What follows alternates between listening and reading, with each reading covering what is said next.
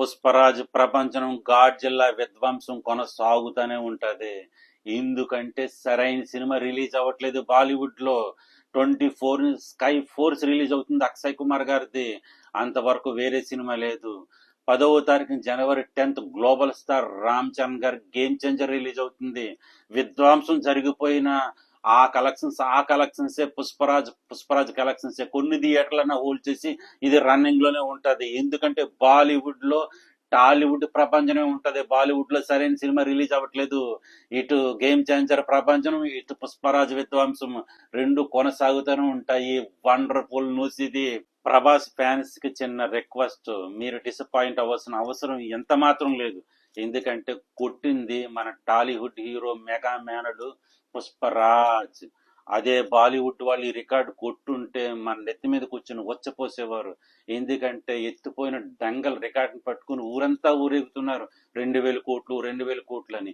ఇప్పుడు బాహుబలి రికార్డు కూడా వాళ్లే కొట్టుంటే అసలు మనల్ని బతకనిచ్చేవారా? టాలీవుడ్ ని కనపడనిచ్చేవారా? సంతోషపడాలి, పండగ చేసుకోవాలి, దీపావళి చేసుకోవాలి.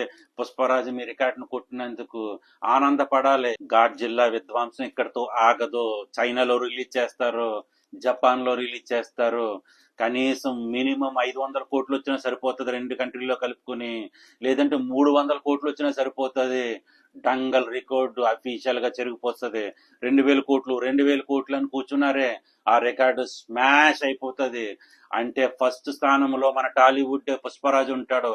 సెకండ్ స్థానంలో రెబల్ స్టార్ ప్రభాస్ ఒక్క అడుగు రెబల్ స్టారే ఉంటాడు. తరుడు కూడా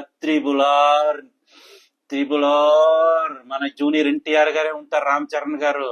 అంటే రికార్డులన్నీ మనయే ఉంటాయి. Tollywood is the number 1 India. Tollywood is the great performance. ఎర్రతోలు కప్పుకున్నాడు, సాఫ్ట్ గా ఉంటాడు అనుకున్నారా? మాస్, ఊరమాస్. పుష్ప ప్రపంచనం ఘాట్ జిల్లా విధ్వంసం సాగుతూనే ఉంది, కొనసాగుతూనే ఉంటది. పుష్పరాజ్ టీం యావత్తు ప్రపంచానికి షాక్ ఇచ్చింది. జెన్యున్ కలెక్షన్ అప్లోడ్ చేసింది.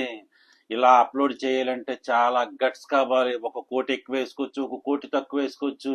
అదే పాటికి బాలీవుడ్ వాళ్ళు అయితే 150 కోట్లు కలుపుకుని 2100 కోట్లు వేసేసుకునేవారు స్క్రీన్ మీద. చాలా ఎగ్జైట్గా ఉన్నాను. టాలీవుడ్ లో సరైన కలెక్షన్స్ అప్లోడ్ చేయట్లేదని చాలా బాధపడేవాడిని.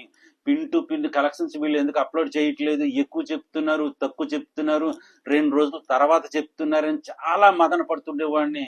నేను కలెక్షన్స్ అప్లోడ్ చేయాలని డిసైడ్ అయిన వెంటనే సక్సెస్ఫుల్ గా నేను అప్లోడ్ చేయగలుగుతున్నాను. రేపు రిలీజ్ అయిపోయే బాస్లు ఈ రోజు చెప్పగలుగుతున్నానంటే మేకర్స్ నాకేమన్నా బంధువుల, ట్రేడ్ వర్గాలు నాకేమన్నా ఫ్రెండ్సా కాల్కులేట్ చేస్తున్నాను. వాళ్ళ దగ్గర కలెక్షన్స్ తీసుకుంటున్నాను. నా మైండ్ సెట్ తో కాల్కులేట్ చేసి కరెక్ట్ గా ప్రజెంట్ చేస్తున్నాను. అదే వచ్చి పడిపోతుంది పోస్టల్ మీద. I'm so exciting. ఇక కలెక్షన్ చూసుకున్నట్లయితే 1900 కోట్లు లోడింగ్ అయిపోతుంది.